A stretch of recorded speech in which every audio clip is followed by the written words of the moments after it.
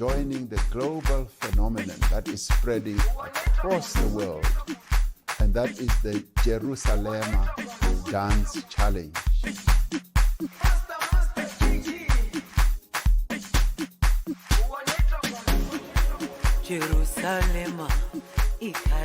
It was the song that struck a chord in a country and a world in the throes of the COVID-19 lockdown, transcending all boundaries.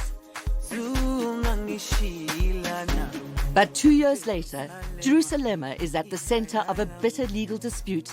Like COVID, it has magnified the problems plaguing society, in this case, the South African music industry, especially when it comes to paying for playing and intellectual property rights. It's time for a new dispensation for the entire creative industry. We're going to turn things around.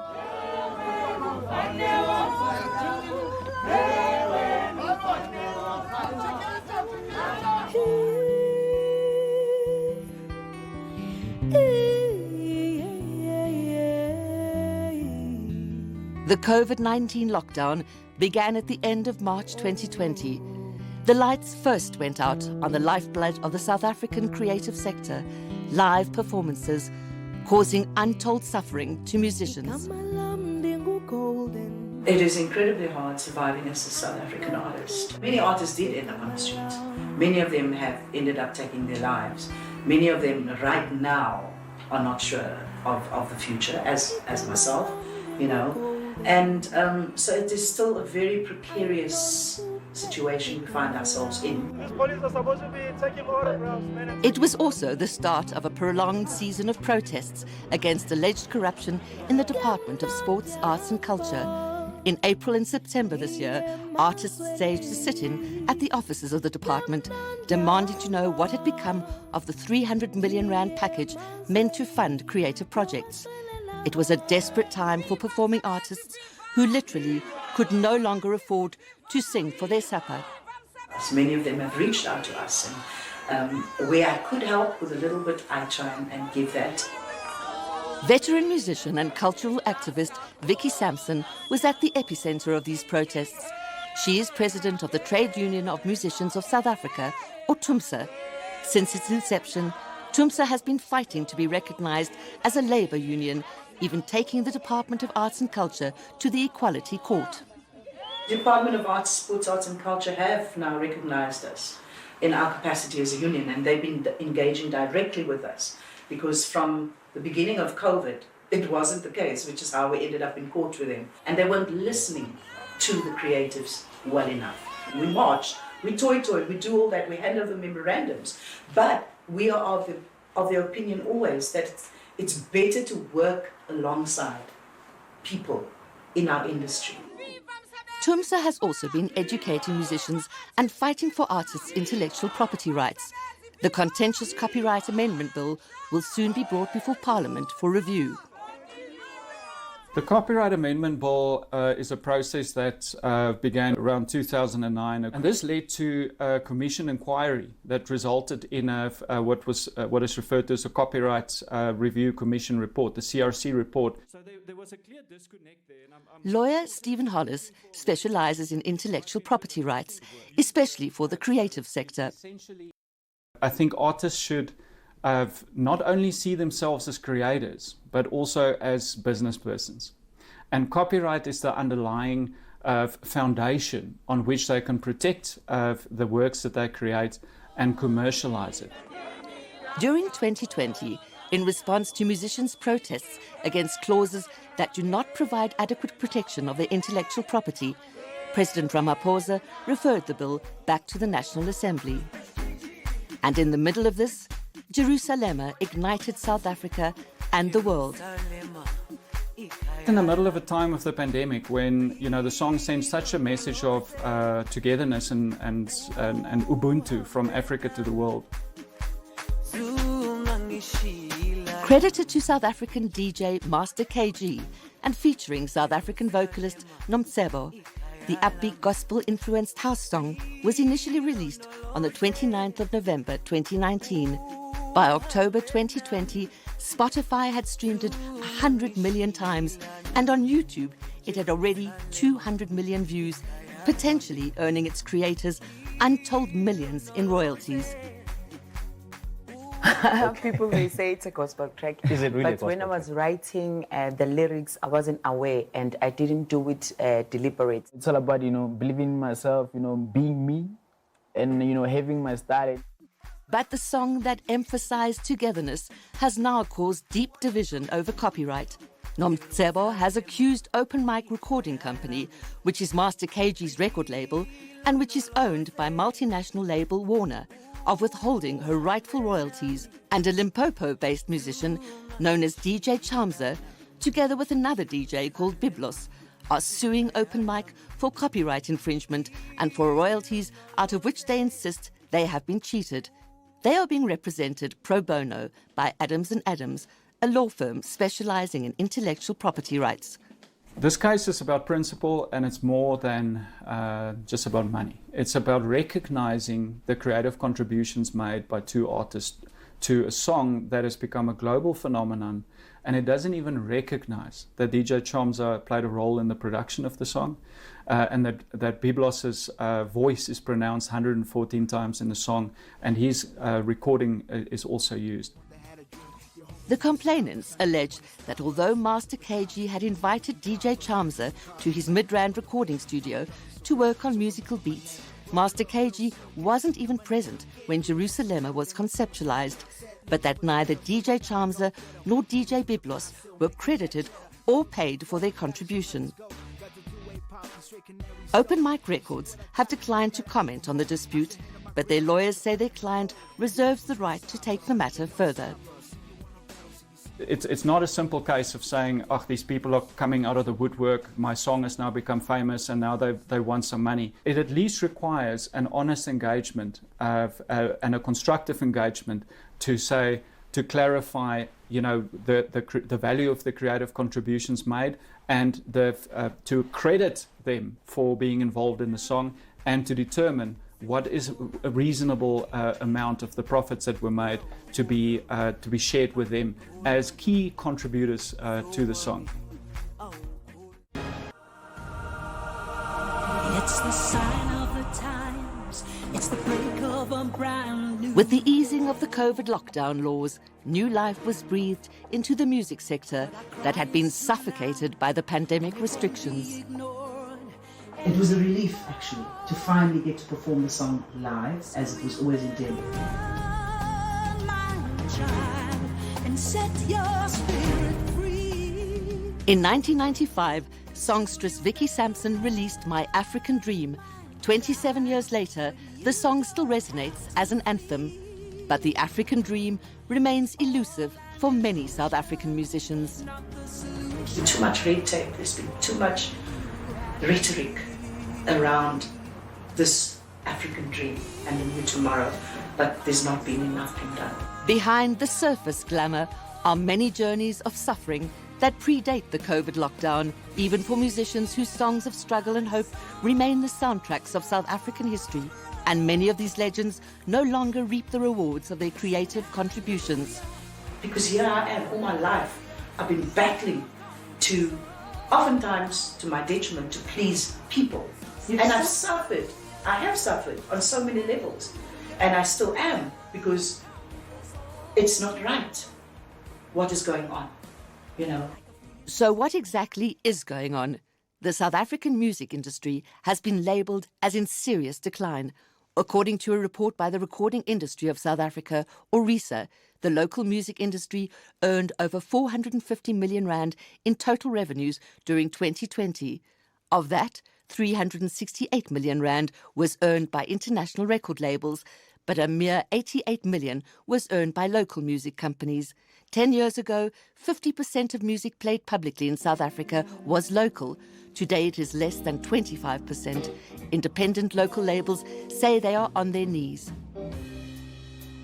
It was always the independent labels that broke the acts. It happens like that all over the world. Now we don't have an independent sector anymore in this country. It's just about, it's been decimated. Clive Hardwick is an independent producer and the previous owner of Bula Music, whose artists included Sama multi-award-winning artist Shwi Nomtekala. Independent record labels once made up a dynamic sector of South African music, but the industry is now dominated by multinationals like Sony, Warner and Universal. In 2014, Hardwick sold his label to Gallo, but for several years, he and Gallo have been involved in an acrimonious dispute over royalties. Formerly South Africa's largest independent record label, Gallo is now owned by Arena Holdings. I started off saying, well, if you're not going to pay me, I'm going to do all sorts of things. I'm going to have Gallo liquidated. I'm going to lay criminal charges. Gallo and Risa have laid defamation charges against Hardwick. Hardwick, in turn, has laid criminal charges against Gallo for unpaid royalties and has applied for access to their records through the Promotion of Access to Information Act. Many musicians blame the decline of local music over the last decade on lack of transparency, alleged vague and contradictory reporting, and lack of accountability around pay time for playtime. They feel cheated out of their intellectual property. Vicky Sampson, for example, says she's owed about 14 years' worth of royalties for Needle Time. These are the intellectual property rights owed to performing artists when their songs are played on radio, TV, through live performances, online streaming, and in restaurants and pubs. We want proper record keeping of our funds. It can no longer allow to be carried on the way it has been. Until we have the performers properly standing up for the rights of artists, artists are going to get screwed. Needle Time royalties are distributed through collection societies or CMOs. The main bodies are SAMPRA and IMPRA. They are registered with and regulated by the Department of Trade and Industry through the CIPC. SAMPRA's mandate is to administer what is known as neighbouring right, and neighbouring right is colloquially referred to as Needle Time right in South Africa. The mandate comes from Section 9A of the Copyright Act, as well as the entire Performers Protection Act of 1967 as amended in 2002. SAMPRA insists playlist data is scrupulously documented and fully available to musicians anytime they need it. The statements are there. Yeah. We have never refused to give anybody information who said, yeah, I've received this amount of money in my account. I want to understand how you made the payment. We will send you, we will email you the statement. If you you still don't understand the statement, you can call us. We will explain. We've been doing that.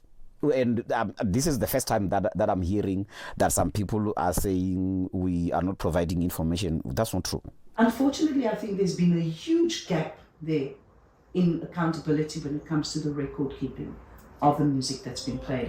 As an artist, as a lay person, when it comes to, I'm not a bookkeeper, I'm not an accountant, I'm not a great financial brain or anything, but surely for you, one would think logically, hang on a second, this is now 14 years nearly, going on 14 years, your music is being played over maybe 20 radio stations over a period of a year. Also, like access to how much is it per play, I'm not exactly sure of that situation myself. How much is it per play? Where was it played in store? How many times was it played in store, etc. And we know that we have Radio Monitor now. It hasn't been very forthcoming. They've sent me some sort of a statement, but it's not stating specifics. And a growing number of musicians and producers accuse the collection societies who administer Needle Time of paying themselves the bulk of the money and giving the true creatives mere crumbs. Those are people who are salaried every month. They have benefits, they have pension funds, they have funeral plans. And here we are, the musicians, whom they're supposed to be serving, what this entity was created for. We are still sitting on the outside, waiting for handouts. We want a monetary system to be implemented. We want all musicians that are on higher rotation to get their fair share. Musician and producer Selo Chico Twala has collaborated with many legendary artists in the music industry, including, of course, Brenda Fassie. He is one of the most vocal critics of collection societies. The lifestyle of these executives. It's at the expense of the musician. They have medical aids. They have almost everything. We have senior musicians who are struggling, sitting at home, they don't have food, nothing. And this money should be looking after them. No one cares for them. A lot of people think that they must be paid because they are so-called veterans or legends. You don't get paid because of that. You get paid because your music has been used by licensed music users. When they're supposed to deliver on the mandate that they've given the government or where they collect our money, they just take care of themselves, forgetting the musicians. I'm mobilizing to make sure that musicians take care of their own affairs.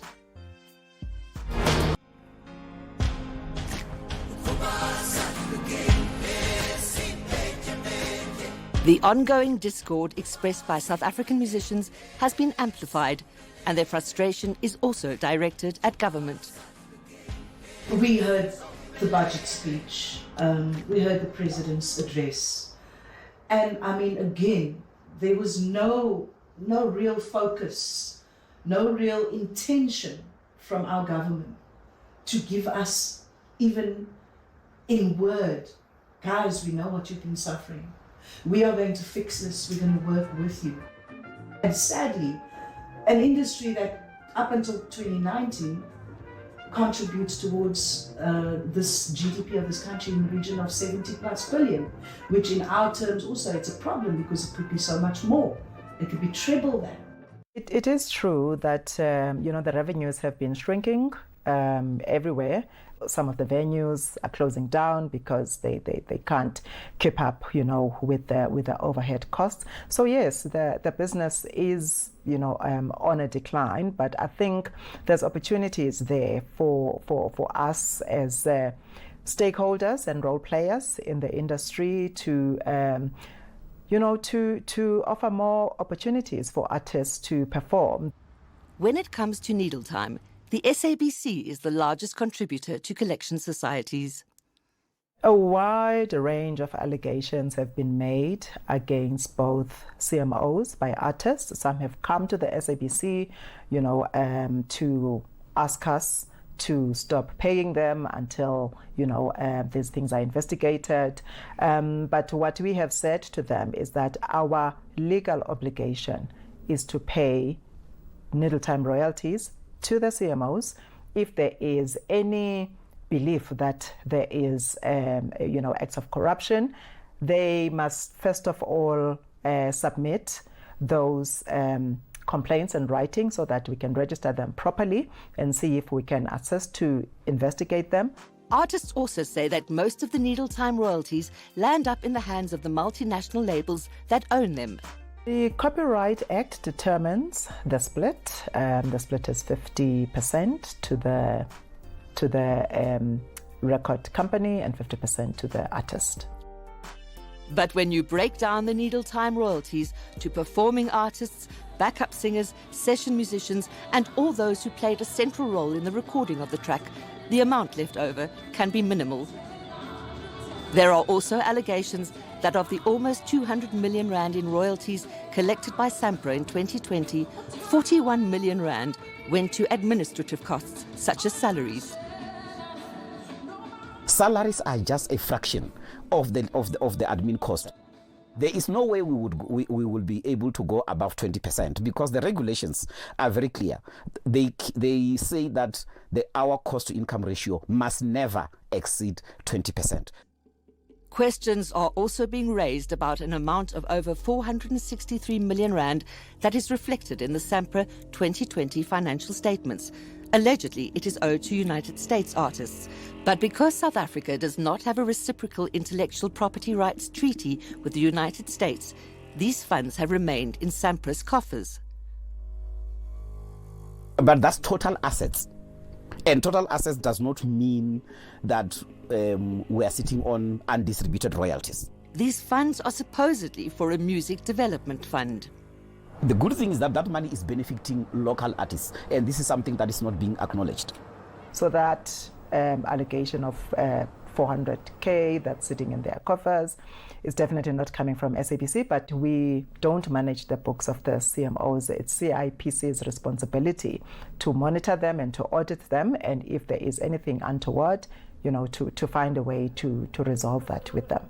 No, but the thing is, we've just started paying middle time as the SABC because of the impasse that has been there for many years, from 2014, from the judgment of the Supreme Court of Appeals. We were not able to discharge our responsibility because there was that disagreement between the two CMOs as to who owns what. Artist and producer Selo Chikotwala also says he has been needled by the collection societies, especially IMPRA. We're going to court. We're going to make sure that none of our money goes to IMPRA, especially IMPRA. SAMPRA will deal with them later because there are bigger things coming. So have you already laid charges? I've laid charges against IMPRA. There's a lot of corruption at IMPRA. He says he has laid charges of money laundering, tax evasion and fraud against IMPRA, and that IMPRA has registered scores of shell companies and even non-existent artists on its database. They know that if we can audit them, definitely a lot of them will go to jail. In a written reply to special assignment, IMPRA vigorously denies the claims and says it has not received any notification of criminal charges against it. The battle between the two CMOs now resembles a turf war. SAMPRA was founded in 2007. Established in 2014, IMPRA is headed by Dodo Monamodi. They have the right to exist, but they must only be paid for the repertoire they own. And if we are saying that we own 99% of the repertoire, and we have proven that with the SABC, pay them the remaining 1% if it is theirs. Don't pay the money that doesn't belong to them. IMPRA is, accredited and licensed, and what the Copyright Act requires from broadcasters like the SABC is to pay royalties to registered and accredited CMOs. The CMOs operate in quite challenging circumstances most of the time. They can only report accurately to their clients as the users, the licensed users of the music report to them, and quite often that is found to be deeply lacking. When it comes to the collection of music, or in terms of saying which music was performed by who, we have that information. We have a digital independent monitoring system that monitors all radio stations in South Africa, including the SABC. So whether a broadcaster gives us that information or not, it's not the playlist. It's not a big deal because we've got that information. The problem comes with your non-broadcasting services that are paying, but they don't provide the playlists. And that is another thing that costs money. All of this needs much further investigation, but as the volume of disputes amps up, there are clearly lessons to be learned from the conflict surrounding the song that struck a chord throughout the world. The South African music industry desperately needs to get back on track. It's not just about me. It's about the artists out there. Something needs to change, and it needs to happen now because we cannot continue the way we have. That the African dream can become a reality for us all.